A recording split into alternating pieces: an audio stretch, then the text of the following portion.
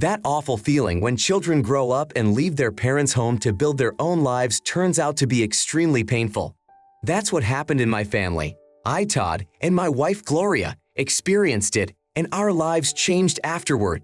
Our warm and affectionate relationship was marred by constant bickering and arguments over the smallest things. That was just the beginning. The worst happened when I installed CCTV cameras in our home. I am 49 years old, and my story is not about adventure or heroic deeds. It's about how my once stable family life began to crumble before my eyes. I married Gloria 25 years ago, and we recently celebrated our anniversary. It started out like a fairy tale. We had everything: love, understanding, and then children, son Chris and daughter Lisa. But when they grew up and went off to college, the real problems began. Gloria, who had always been my rock, became a completely different person after the kids left home. It was probably hard for her to cope with an empty house. I tried to understand it, but as time went on, she became irritable, nervous. Our evenings, previously filled with laughter and conversation, turned into endless arguments over domestic issues. I couldn't understand why she had changed so drastically. I was doing my best for my family, working nonstop so that we could all have a good life. One night, while trying to find common ground, she said to me, "You spend every day at your damn job, and I sit here alone all by myself." Her voice shook with restrained tears. I tried to understand her. Gloria had been forced to drop out of school because of her first pregnancy.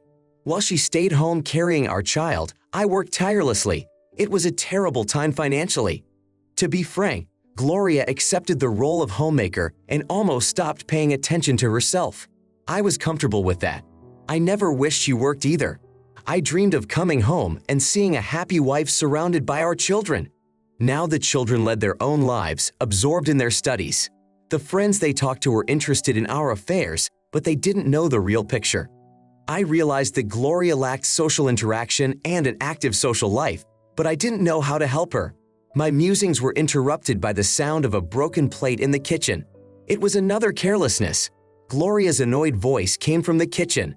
I got up from the couch to help her and give her a little surprise later that evening. "Honey, listen, would you like a part-time job at the store?" I asked her, as an opening had come up at a good friend of mine. I thought such a job might help my wife get back on track. Upon hearing my offer, Gloria began to radiate joy, and I was glad to see her like that. The weeks passed like water through my fingers. Gloria began to behave differently. She became more gentle and caring, which I liked. Along with that, however, other problems returned. Coming home from work, I began to notice things that had seemed insignificant to me before. The bed looked like someone had been rolling around in it all day. The dishes in the sink said it had been used by more than one person. The faint odor of a man's perfume lingered in the air, clearly not my own. Gloria tried to look natural, but her eyes betrayed anxiety whenever I returned unexpectedly. "Gloria, did we have company?" I asked once, trying to hide the note of accusation in my voice. "No, of course not. It was just that. Me here. Why do you ask?" She answered a little too quickly. Her voice shook and her gaze evasively averted. "It must be my imagination," I said, but I couldn't shake the feeling that there was someone else in our house. It seemed intuitive to me. "I think it was your imagination too. I mean, I'm working, talking to clients. It's the energy I bring home," she justified. Her words seemed silly and illogical to me, but I didn't press her. I didn't want to believe the worst, but each day pushed me to decide to take action and uncover the truth. I contacted a friend who had been divorced twice due to adultery. I rented surveillance equipment from him and installed hidden cameras and recording devices in the house, trying to make it as discreet as possible. I wanted to believe I was just making it all up in my head. Days turned into weeks, and I secretly checked the tapes every night after Gloria went to bed. Then one day I saw something on the screen that came as a real shock to me. My wife had let a man into our home that I had never seen before. They laughed and hugged like old friends, or worse, like lovers. The day Gloria had to go to work, she waited until I left, and instead of going to work, she let this man into our house. They spent the day together having sex on our kitchen table, then in the living room, and then in the bedroom where we went to bed each night. I spent the next few days in a state of shock, or rather contemplation. My depressed state caught the attention of Gloria, who had just returned home. Todd, what's wrong? You look so serious, she said as she took off her coat. We need to talk, Gloria. Have a seat on the couch. I pointed her to the couch in the living room. What do you want to talk about? There was concern in her voice. I sighed and looked her straight in the eyes. I wanted to tell her the truth that I knew everything, but looking at her so happy and sweet, I changed my plans. Instead, I told her that it had been a long time since we had gone out together. Her face quickly relaxed. Are you asking me out on a date? She asked. Yes, I made reservations for us for tomorrow night, so don't make any plans, I replied, realizing that wasn't what I really wanted to say. Todd, this is so unexpected. I've been out of the house for so long. Does that mean I can wear my dress tomorrow? She said cheerfully. I realized that I couldn't speak directly to my wife about what I had seen. We had been together for 25 years, and I was afraid to say anything to her about her having sex with another man. It made me angry. I realized it would be easier to contact her lover. Gloria and I spent a wonderful weekend together. One day we were out for a romantic dinner, and another day we drove to another city to visit our son. I felt like we were a complete family, but when we got home, my pain and anger didn't subside. They turned into an obsession to find out more about the man who had destroyed my family. I needed to find out who he was, to learn everything about him. My determination led me to the decision to follow him. I used every spare minute I had to watch the house where this man lived. His house was not far from ours, in a suburb where each lot provided some isolation from the neighbors. I wrote down the license plate number of his car and began tracking where he drove to find out his daily routine. My obsession with wanting to find out the truth about him grew daily. Between stalking and work, I took care of Gloria. We went shopping and made the biggest purchases we had ever dreamed of. I even gave her an album and printed out over 100 pictures of us together. Then, while sitting at work, I watched her paste those photos into the album. It was really cute. Thanks to this, her meetings with her lover have diminished. At least she didn't bring him home anymore. One morning, I saw my wife's lover leaving the house to go to work. I thought this was my chance. My car was parked on the street behind me, so he wouldn't see me. I watched as he kissed the woman on the doorstep. Apparently, it was his wife, and they had 2 small children. This discovery struck me like a thunderclap. He had a family of his own, whom he was probably deceiving in the same way Gloria had deceived me. He was clearly younger than me, in his early 30s. He had brown hair and a straight back. He seemed cocky and looked like a typical office clerk. My determination to find out all about him only grew stronger. I found him on social media, found out where he worked and even what his hobbies were. That's how I found out his name was Russell Baker and he was 36 years old. I had no idea how he was related to my wife or how they met. I was surprised by my wife's indiscretion in having an affair with a married man. I wanted to send Russell to the dentist or podiatrist, and to do that I needed to catch him red-handed with my wife. I bought a tracking device and one night, when I was sure no one was around, I attached it to the bottom of his car. I thought this would give me an advantage. I could find out when they planned to meet and I could catch them off guard. I had grand plans, but as is often the case, reality made adjustments. I was at work the day I received notice that his car was heading toward our house. Ironically, it was the day I was unable to leave early from an important meeting that I couldn't cancel. I felt completely powerless, realizing that my plan had failed. After the failed attempt to catch them together, I felt completely devastated. But the longer I thought about what had happened, the more rage built up inside me. Rage not only towards Gloria, but also towards him, the man who had invaded my life and could have ruined it. I realized that I wanted to punish this scoundrel. A few weeks passed. I gave my wife pleasant surprises and tried to spend as much time with her as possible. But my thoughts were only occupied with plans for revenge. I continued to follow Russell, learning more and more details about his life. My obsession reached such a level that I began to notice its effect on me. I began to lose my mind. Gloria noticed it, but I tried to avoid talking about it. The next day, I also received notice that Russell had left work and my wife was also at work at that time. I figured they were having some sort of secret meeting, but when I arrived at the place, it turned out to be a small cafe. Through the window, I saw Russell sitting and chatting amicably with a young woman in her 20s, about the same age as my daughter. He was clearly showing more than just friendly interest in her. I decided to follow them. I waited for them to leave the cafe, and when they left in their car, I followed them. The moment Gloria called me and asked what I was doing, I suggested we grill steaks and watch a movie tonight. Her voice was full of happiness. I was on my way, keeping an eye on the guy who had hooked up with my wife a couple times a few weeks ago. I was burning with the desire to hurt him. I wanted to destroy this scumbag who leads a horrible lifestyle, cheating on his wife and destroying other families. So when he parked outside the hotel, I knew it was time to act. In the back of my mind, I realized I had crossed the line. My mind was blinded by a thirst for revenge. I crept up to his car after he and his young girlfriend entered the hotel. With my tools, I sabotaged the brake system. My hand didn't tremble. I left with a strange feeling, but I didn't care. I went to the store, picked up a bouquet of flowers, wine and chocolates, and headed straight home. Gloria met me in a good mood. We had a wonderful evening, laughing and joking a lot. We reminisced about how we first met, how good we were together, and how we raised our children. "Todd, please forgive me for not being myself for the last year and a half," she said. "I understand. I'm not mad at you," I answered her.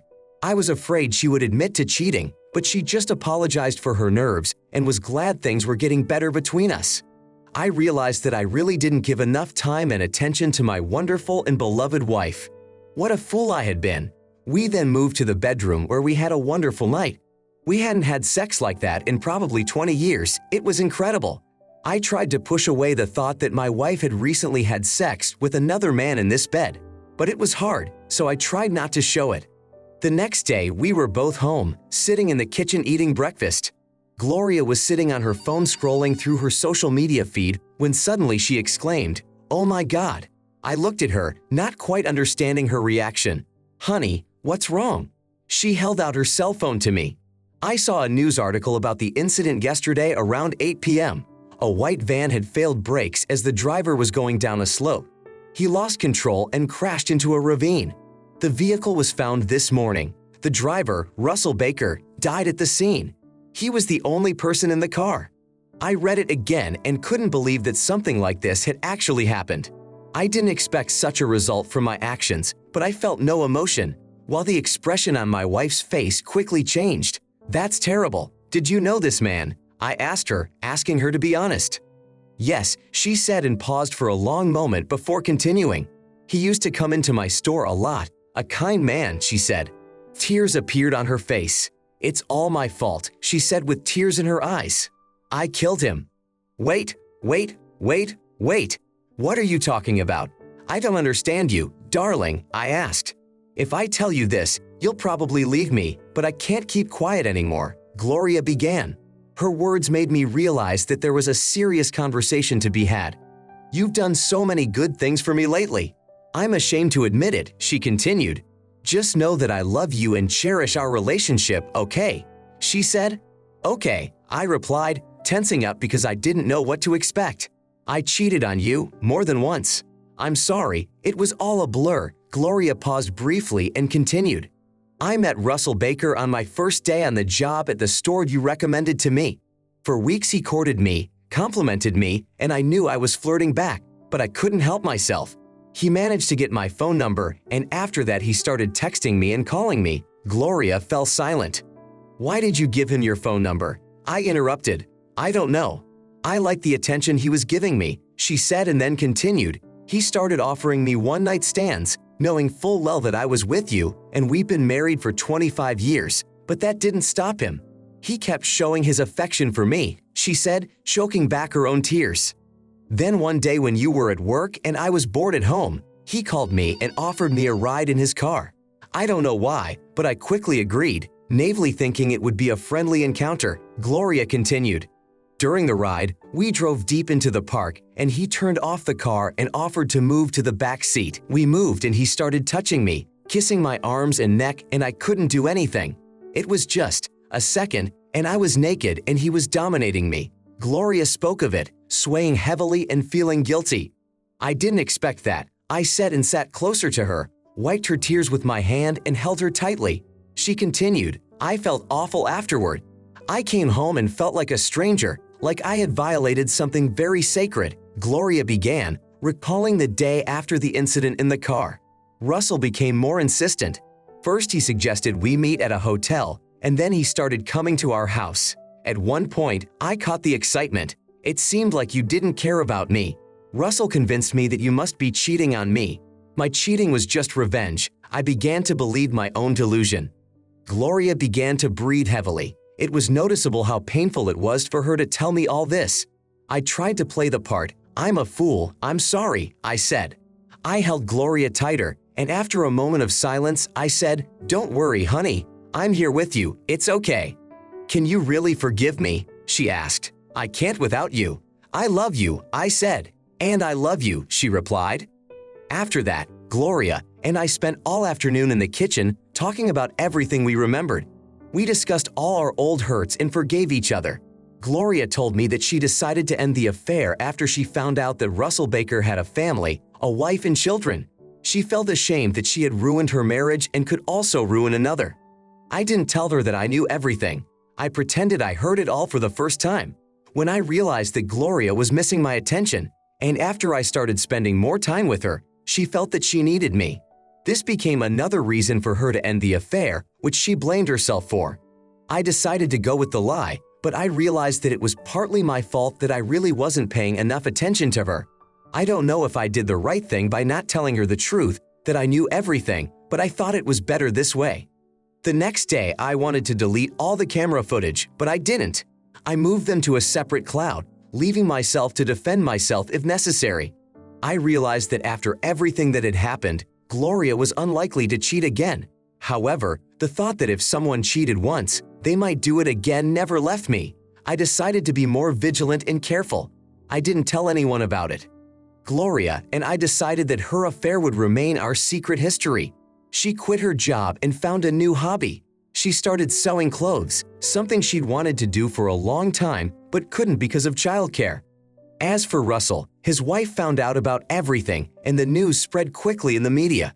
He had about 10 mistresses with whom he was regularly seen. Fortunately, my wife was not on that list. The police suspected that one of the mistresses might have decided to take revenge on Russell, but there was no suspicion of our family, which reassured me. Gloria thought God had punished Russell and was afraid he would punish her too. But I realized that I would not punish her. Through this whole situation, we began to communicate more with each other and understand each other better. Recently, we planned a vacation, a romantic trip to the islands, just for the two of us. So that's the end of the story. Write your opinion in the comments about this story. We will be interested to read it. Also, don't forget to put a like and subscribe to our channel so you won't miss new, no less interesting and exciting stories. Good luck! Thank you so much for watching my video and your time. Please subscribe to my channel and click on the bell button. Also, I am very interested to know your personal opinion about the story. You can write it in the comments. I will definitely read it and reply to you personally.